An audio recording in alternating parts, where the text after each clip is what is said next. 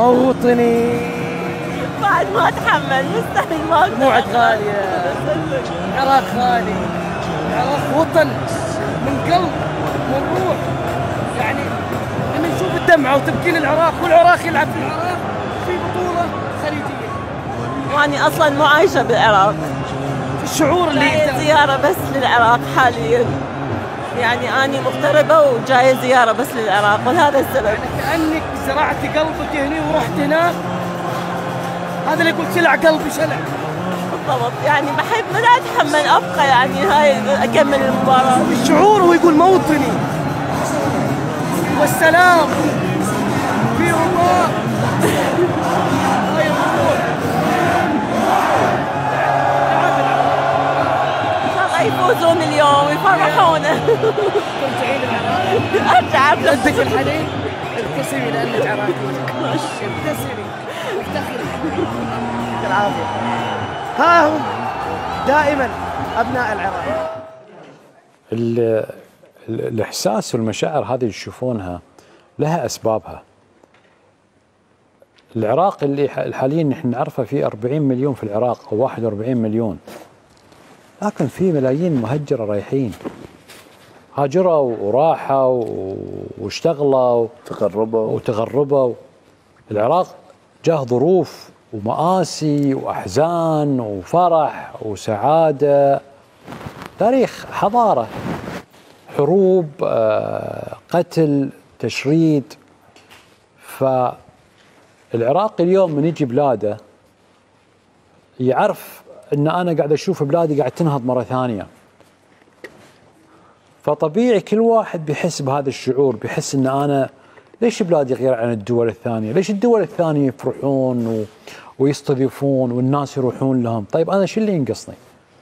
والعراقي يقول ولا اليمني يقول انا حضارة يا اخي، انا تاريخ.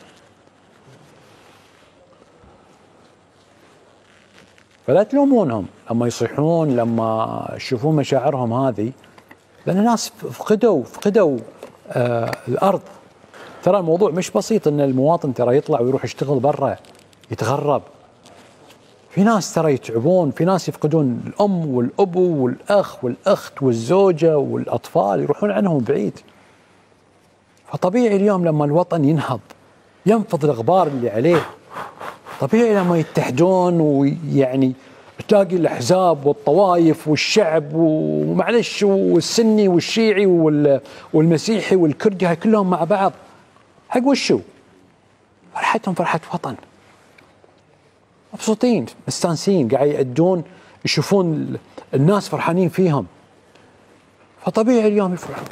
طبيعي هذه المرأة تسمع نشيدها في أرضها اللي يمكن كانت محرومة مننا كم سنة، تتمنى اللحظة اللي تقعد فيها في المدرجات وتشوف لعيبة منتخب الوطني. يا أخي يوم اللاعب يجي يقول لي يا أخي أنا لعبت 100 مباراة، يا أخي ما لعبت على أرضي مباراة رسمية، إيش تتوقع منه؟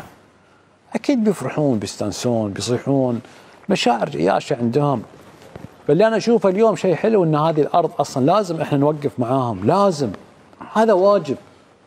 إذا تبون قومية، تبون عروبة، تبون واجب، تبون الحق، وقفوا معاهم، لا تبعدون عنهم. أنتم تبونهم اليوم في أحضانكم، احتووهم. وش اللي قاعد يطلبونه؟ يعني أنا صار لي 3 سنين 4 سنين 5 سنين أسمعهم نبي البطولة نبي البطولة. شنو البطولة؟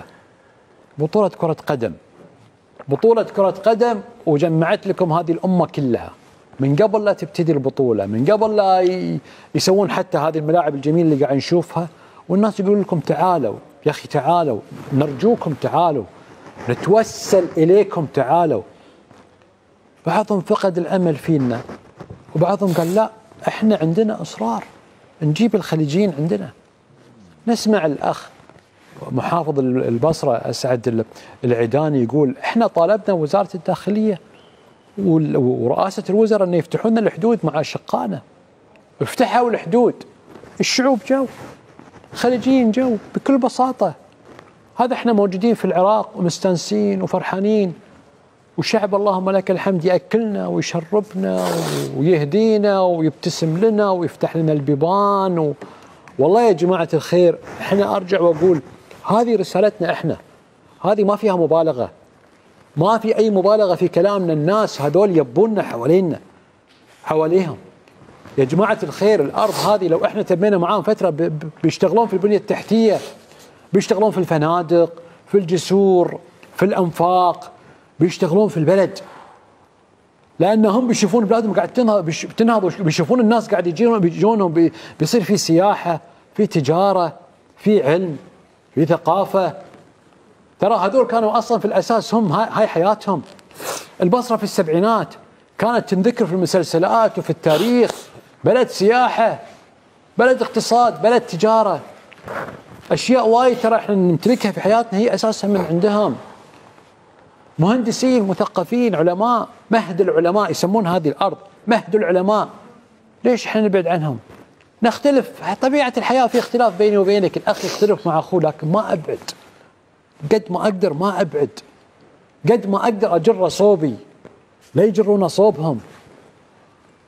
هذا احنا مجتمعين في بطولة الخليج العربي، وهذا احنا فرحانين وهم فرحانين فينا، مبسوطين والله مبسوطين. أنا أقعد معاهم للصبح، أنا ما أرقد يوميا إلا على أصواتهم في الكرنيش، طيط طيط طيط وأغاني وأهازيج وفرح وما أدري وشو، وأقوم من نومي على صوتهم. أقسم بالله العظيم ما حسيت بلحظة إزعاج. هو إزعاج حق اللي بيرقد، بس أنا مش منزعج. تدرون ليش؟ أشوفهم فرحانين مكيفين. مرة أغنية قطرية، ومرة أغنية سعودية، ومرة إماراتية، ومرة بحرينية، ومرة كويتية، مرة عمانية. كل الخليج ما عندهم فرق. اليوم مباراة قطر والبحرين، من الجمهور اللي حاضر؟ كم عدد القطريين اللي حضروا أو البحرينيين؟ كم عدد مدرجات هذا الاستاد المينا؟ 40,000، 45,000، 30,000. 99% أو 95% عراقيين ومتوزعين، اللي يشجع قطر، واللي يشجع البحرين، واللي راح يشجع السعودية، واللي راح يشجع الإمارات، واللي يشجع قاعد يشجعون. ولا وش طلبهم؟ افتحوا لنا بس المدرجات، ما لكم خاص، احنا بنروح نشجع الناس. ما قالوا منتخبنا العراقي وبس، قالوا لا، شجع الكل. فاتحين ابوابهم، فاتحين بيوتهم. ما ادري شو اوصف لكم الوضع. واحد اليوم جاب لي هالهديه، بالنسبه لي انا او لغيره ممكن تكون هديه عاديه، لكن هي هديه ثمينه من عنده. مصباح وخاتم وهديه تذكاريه، وكل هديه من ميسان لها رمز ولها معنويه ولها كفاح. المراه العراقيه مكافحه، الرجل العراقي مكافح. جماعه هاي ما فيها لعبه، هذه دوله فيها حضارات، مش حضاره واحده 7000 سنه عمرها. لا نبعد عن العراق، لا نبعد عن العراق أبدا، لا نبعد عن العراق، بل إحنا لازم نروح للعراق، إحنا اللي نوقف معاهم، إحنا اللي نساعدهم، وهذا اللي واجب أصلا، هذا الصح. سامحوني أنا أوقات يمكن يعني أعبر عن شيء لأني أنا مفتقده في هالناس. فاليوم أنا لما أشوفهم فرحانين فينا ومستانسين، يا أخي طبيعي إني بقول تعالوا، وطبيعي بقول لكم لازم نتمسك فيهم، لأن هم متمسكين فينا. ترى هم متمسكين فينا على مدار التاريخ، ترى هم ما تخلوا عنا. في فترة فتور، خلافات، صح، لكن هم جزء منك، هم جزء منك، وإحنا جزء منهم. إحنا كالجسد الواحد.